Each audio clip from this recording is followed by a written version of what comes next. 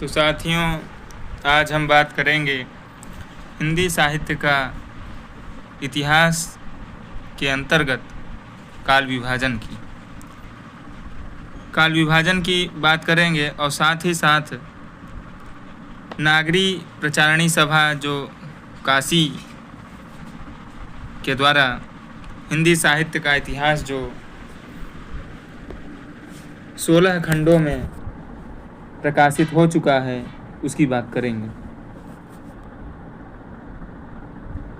आइए बात करते हैं नागरी प्रचारणी सभा का बृहद इतिहास।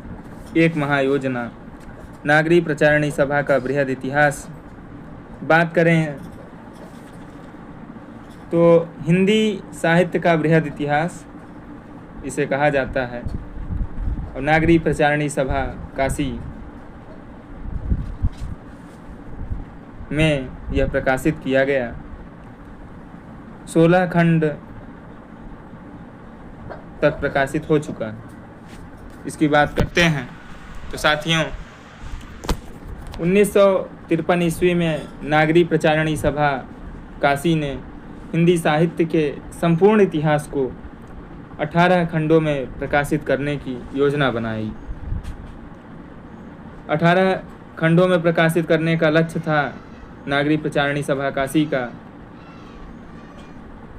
अभी तक 16 खंड जो है प्रकाशित हो चुके हैं। तो देखिए, संस्था नागरी प्रचारणी सभा काशी 1953 ईस्वी में योजना क्या बनी? हिंदी साहित्य के संपूर्ण इतिहास को 18 खंडों में प्रकाशित करने का लक्ष्य। वर्तमान स्थिति, अब तक 16 खंड सफलतापूर्वक प्रकाशित हो चुके हैं। तो देखिए वे 16 खंड कौन कौन से हैं। तो देखिए, इसके बारे में कहा गया है कि यह ग्रंथ हिंदी साहित्य के इतिहास का सबसे विस्तृत और प्रामाणिक दस्तावेज है।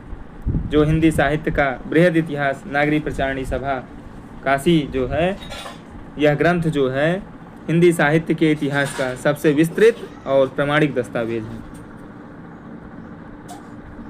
आइए 16 खंडों की बात करते हैं। ये देखिए 16 खंडों की संरचना। तो देखिए 16 खंडों की संरचना। इसमें भाग 1 है हिंदी साहित्य की पीठिका। इसका प्रकाशन वर्ष 1957 ईस्वी है और इसके संपादक डॉक्टर राजबली पांडे जी हैं। फिर आते हैं भाग 2 हिंदी भाषा का विकास। इसका प्रकाशन वर्ष 1965 ईस्वी और संपादक हैं डॉक्टर धीरेन्द्र वर्मा और बाबूराम सक्सेना। फिर बात करते हैं भाग 3 तो उदय और विकास। इसका प्रकाशन वर्ष 1983 है और इसके संपादक हैं पंडित करुणापति त्रिपाठी, भोला शंकर व्यास, वासुदेव सिंह, डॉक्टर वासुदेव सिंह। आते हैं भाग 4 की बात करते हैं तो भाग 4 भक्ति काल ब्रैकेट में निर्गुण भक्ति। ये जो है आपका इसके संपादक जो हैं आचार्य परशुराम चतुर्वेदी जी हैं और इसका प्रकाशन वर्ष 1968 है। फिर आते हैं भाग 5 सगुण भक्ति। भक्ति काल में सगुण भक्ति, प्रकाशन वर्ष 1974 है। और बात करें संपादक जी की तो संपादकों में दीनदयाल गुप्त, विजयेंद्र स्नातक तथा देवेंद्र नाथ शर्मा हैं।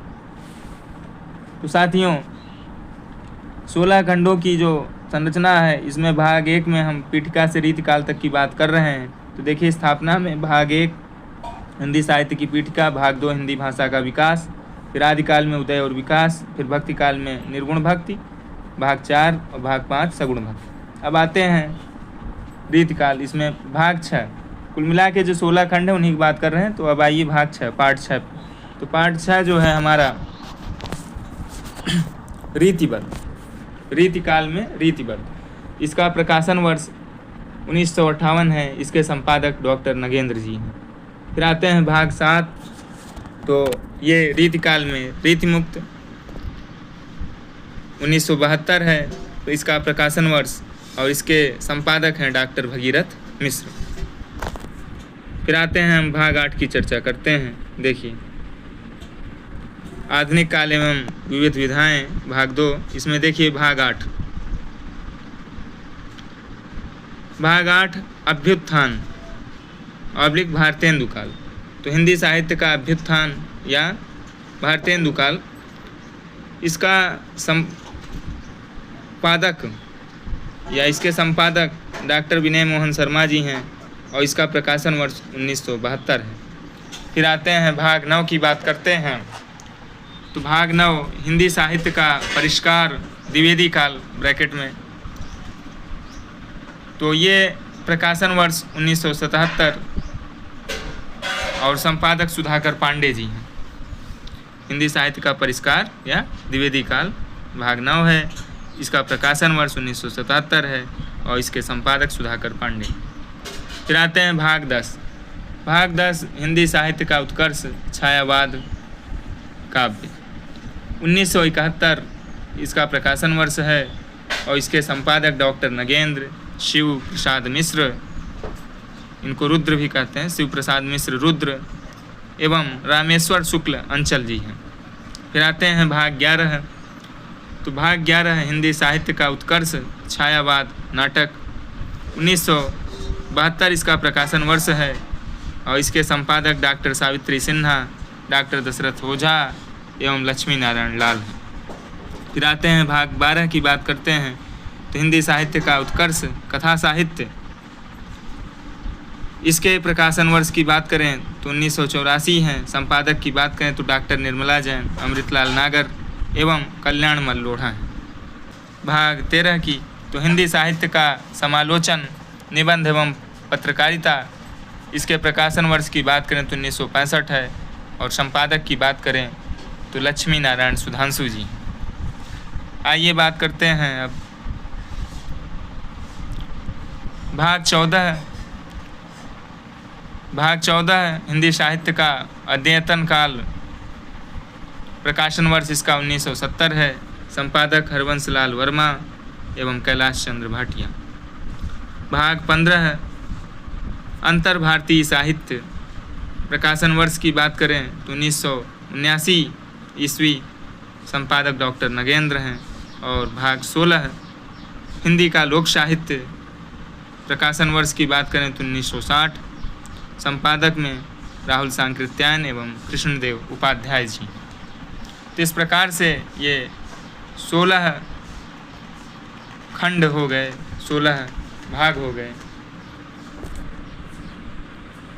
साथियों, ये जो 16 भाग हैं,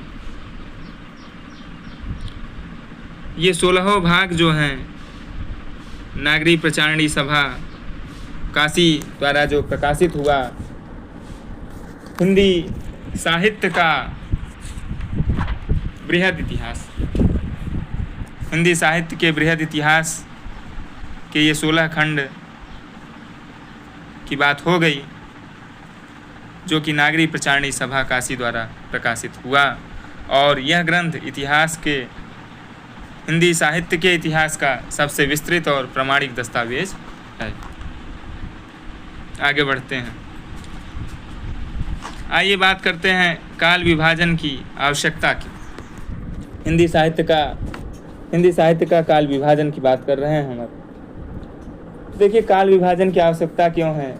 तो साहित्य के इतिहास को खंडों में बांटने के 4 मुख्य उद्देश्य हमें मिलते हैं। दिशा परिवर्तन, तो जो साहित्य में हो रहे दिशा परिवर्तनों को ज्ञात करना, इसलिए काल विभाजन की आवश्यकता है। दूसरा, साहित्यिक प्रवृत्तियाँ, युग विशेष की प्रमुख साहित्यिक प्रवृत्तियों को समझने के लिए, जानने के लिए काल विभाजन की आवश्यकता है। और तीसरा, जन चेतना, तत्कालीन समाज की जन चेतना का पता लगाना, यह भी उद्देश्य है। और परंपराओं का चक्र, साहित्य परंपराओं के उत्थान और पतन को देखना। तो साहित्य के इतिहास को खंडों में बांटने के ये 4 प्रमुख उद्देश्य हैं। या यह कह सकते हैं कि काल विभाजन की आवश्यकता क्यों है, तो इन्हीं 4 कारणों से काल विभाजन की हमें आवश्यकता होती है। दिशा परिवर्तन, साहित्यिक प्रवृत्तियाँ, जन चेतना और परंपराओं का चक्र। आइए बात करते हैं युगों के नामकरण और विभाजन के 3 मुख्य आधार। विभाजन के आधार 3 हैं, एक ऐतिहासिक कालानुक्रम, एक साहित्यकार के नाम के आधार पर और एक साहित्यिक प्रवृत्ति के आधार पर।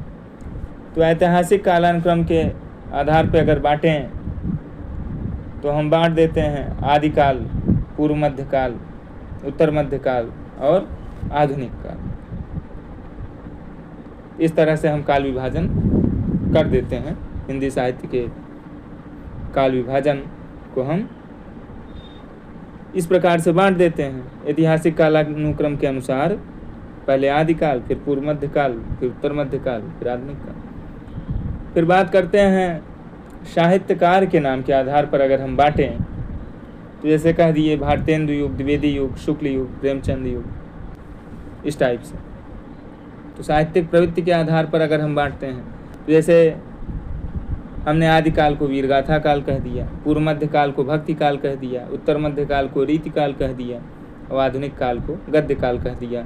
यह साहित्यिक प्रवृत्ति के आधार पर हमने बांटा। तो इस प्रकार से विभाजन के मुख्यतः 3 आधार हमें मिलते हैं, एक ऐतिहासिक कालानुक्रम, एक साहित्यकार के नाम के आधार पर, एक साहित्यिक प्रवृत्ति के आधार पर। साथियों आइए आगे बढ़ते हैं। काल विभाजन के प्रारंभिक प्रयास। तो गारसादी तासी और ठाकुर शिव सिंह सेंगर ने काल विभाजन का कोई प्रयास नहीं किया, हमने कल चर्चा की ही थी। काल विभाजन का प्रथम सफल प्रयास ग्रेयर्सन जी ने किया। संपूर्ण हिंदी साहित्य के विकास क्रम को 11 युगों में बांटा। तत्पश्चात मिश्र बंधुओं ने एक विस्तृत और जटिल विभाजन का प्रयास किया।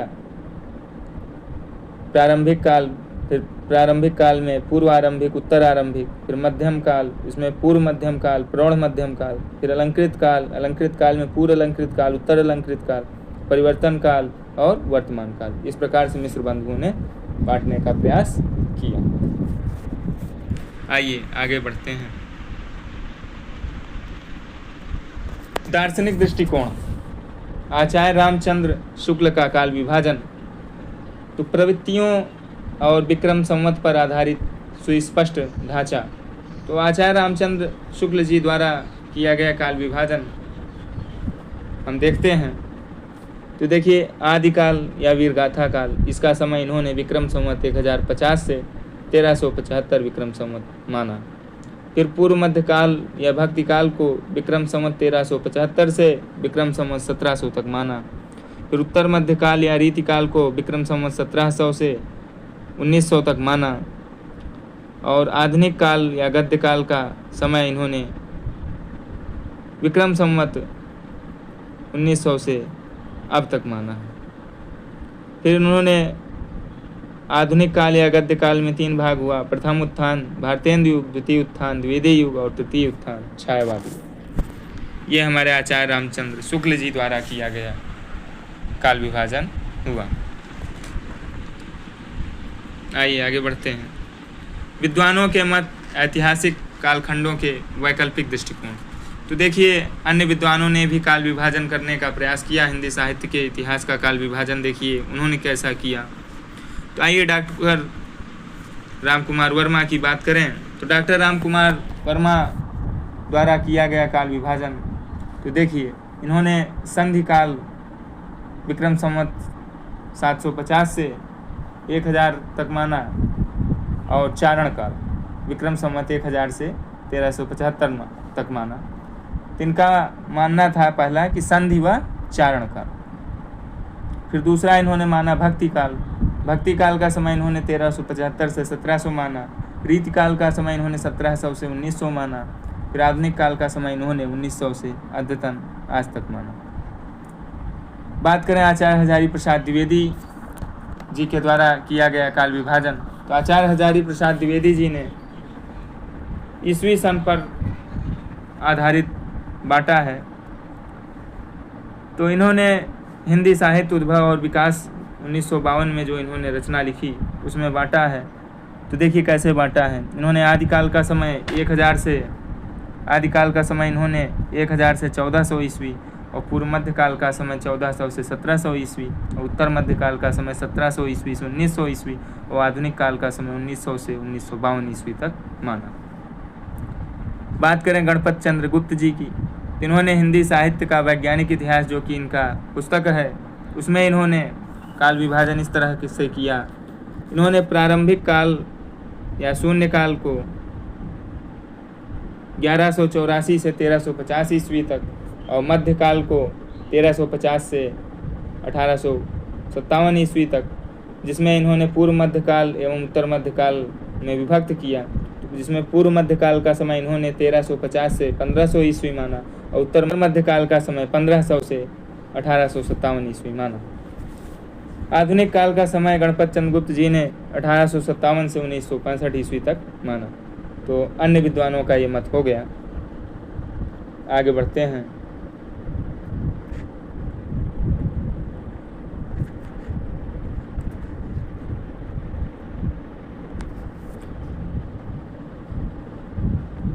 तो साथियों अब आगे बढ़ते हैं। देखिए डॉक्टर नगेंद्र जी का वर्गीकरण।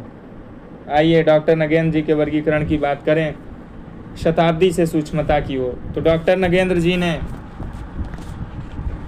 आदिकाल का समय 7वीं सदी मध्य से 14वीं सदी मध्य तक माना। भक्ति काल का समय इन्होंने 14वीं सदी मध्य से 17वीं सदी मध्य तक माना। रीति काल का समय इन्होंने 17वीं सदी मध्य से 19वीं सदी मध्य तक माना। आधुनिक काल का समय इन्होंने 19वीं सदी मध्य से अद्यतन तक माना, आज तक माना। फिर इन्होंने आधुनिक काल का विभाजन पुनर्जागरण काल या भारतेंदु काल में किया। इसका समय 1857 से 1900 ईस्वी माना। फिर जागरण सुधार काल या द्विवेदी काल, इसका समय इन्होंने 1900 से 1918 ईस्वी माना। छायावाद 1918 से 1938 ईस्वी। छायावादोत्तर काल इन्होंने 1938 से आरंभ माना। और फिर छायावादोत्तर काल में 2 पार्ट इन्होंने किया। प्रगति प्रयोग काल 1938 से 1953 ईस्वी तक और नवलेखन काल 1953 से अद्यतन आज तक। इस प्रकार से डॉक्टर नगेंद्र जी का वर्गीकरण हुआ।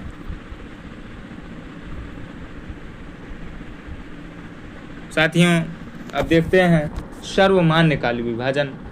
एक एकीकृत दृष्टिकोण, सर्वमान्य काल विभाजन जिसको सभी ने माना हो। तो समस्त विद्वानों के मतों के गहन विश्लेषण के पश्चात स्वीकृत ऐतिहासिक काल विभाजन या ऐतिहासिक रूपरेखा। तो देखिए सारे विद्वानों ने अंत में सभी के द्वारा मान्य यही काल विभाजन हुआ। इसी को हमें याद रखना है सबसे ज़्यादा। ध्यान में तो सब रखना है लेकिन इसे हमें सबसे ज़्यादा ध्यान रखना है। तो देखिए इन्होंने जो सर्वमान्य काल विभाजन है वो देखिए क्या है। तो आदिकाल का समय विक्रम संवत 1050 से 1375।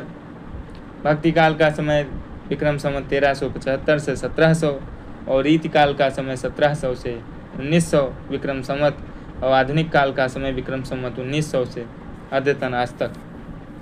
सर्वमान्य मत आचार्य रामचंद्र शुक्ल के विक्रम संवत ढांचे और प्रवृत्ति मूलक नामकरण का ही परिष्कृत रूप है। जो आचार्य रामचंद्र शुक्ल जी का विभाजन था और प्रवृत्ति मूलक नामकरण था उसी का ये परिष्कृत रूप है। आइए आधुनिक काल का सूक्ष्म विभाजन 1843 से अद्यतन।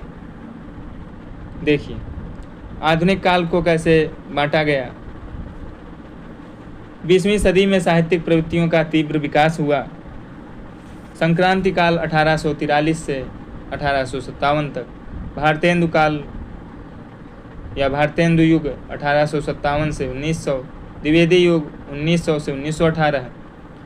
छायावाद युग 1918 से 1936। प्रगतिवाद 1936 से 1943। प्रयोगवाद 1943 से 1952। नई कविता 1952 से 1960 और साठोत्तरी कविता 1960 से 1900 ईस्वी। समकालीन कविता 1990 से अद्यतन आज तक। ये हमारा सर्वमान्य काल विभाजन है। हमने आदिकाल का विक्रम संवत 1050 से 1375 माना, भक्ति काल का 1375 से 1700 विक्रम संवत माना, रीतिकाल का समय 1700 से 1900 विक्रम संवत माना, आधुनिक काल 1900 से अद्यतन था।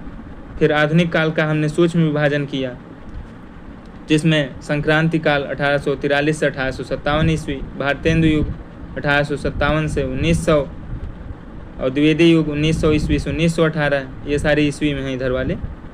छायावाद युग का समय 1918 से 1936, प्रगतिवाद का 1936 से 1943, फिर प्रयोगवाद 1943 से 1952, नई कविता 1952 से 1960 और साठोत्तरी कविता 1960 से 1990 और समकालीन कविता 1990 से अंत तक। आइए साथियों, बात करते हैं उत्पत्ति की खोज हिंदी का प्रथम कवि कौन। हिंदी का प्रथम कवि कौन? तो देखिए, हिंदी का प्रथम कवि किसे माना जाए, इस बात को भी लेकर हमें सर्वमान्य मत पे देखना पड़ेगा। तो देखिए, विद्वानों ने विभिन्न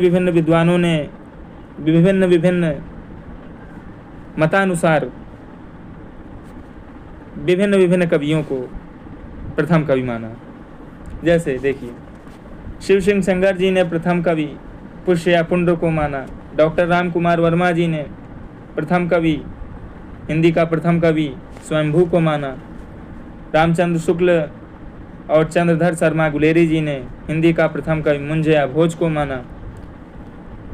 हजारी प्रसाद द्विवेदी जी ने हिंदी का प्रथम कवि अब्दुल रहमान या अद्दहमाण को माना। डॉक्टर बच्चन सिंह जी ने हिंदी का प्रथम कवि विद्यापति को माना और गणपति चंद्रगुप्त जी ने हिंदी का प्रथम कवि शालिभद्र सूरी जी को माना। टिप्पणी: मिश्र बंधुओं ने प्रथम कवि पर विचार नहीं किया, परंतु गोरखनाथ को हिंदी का प्रथम गद्यकार या गद्य लेखक माना मिश्र बंधुओं ने। तो देखिए, सर्वमान्य क्या हुआ? तो सर्वमान्य राहुल सांकृत्यायन जी का मत हुआ, सरहपा को माना हिंदी का प्रथम कवि, सरहपा को इन्होंने माना। यही मत सर्वमान्य है। हिंदी का प्रथम कवि कौन है? तो सरहपा, क्योंकि यही सर्वमान्य मत है। अब आइए साथियों, बात करते हैं हिंदी की प्रथम रचना। तो हिंदी की प्रथम रचना श्रावकाचार्य। एक्चुअली हिंदी के प्रथम कवि तो सरहपा हो गए, लेकिन सरहपा की कोई रचना उपलब्ध नहीं है। अतः जैन आचार्य देवसेन द्वारा रचित श्रावकाचार्य को हिंदी की प्रथम रचना माना जाता है। तो देखिए, श्रावकाचार्य। तो श्रावकाचार्य जो है, ये रचना 933 ईस्वी में लिखी गई। इसका वर्ष जो है, रचना का समय जो है 933 ईस्वी माना जाता है। इसके रचनाकार जैन आचार्य देवसेन जी हैं। काव्य रूप की बात करें तो मुक्तक रचना है। विषय वस्तु की बात करें तो गृहस्थ एवं श्रावक धर्मों का वर्णन है, उपदेशात्मक रचना है। छंद व आकार की बात करें तो इसमें 250 दोहा छंद है। और रस की बात करें तो यह शांत रस प्रधान रचना है।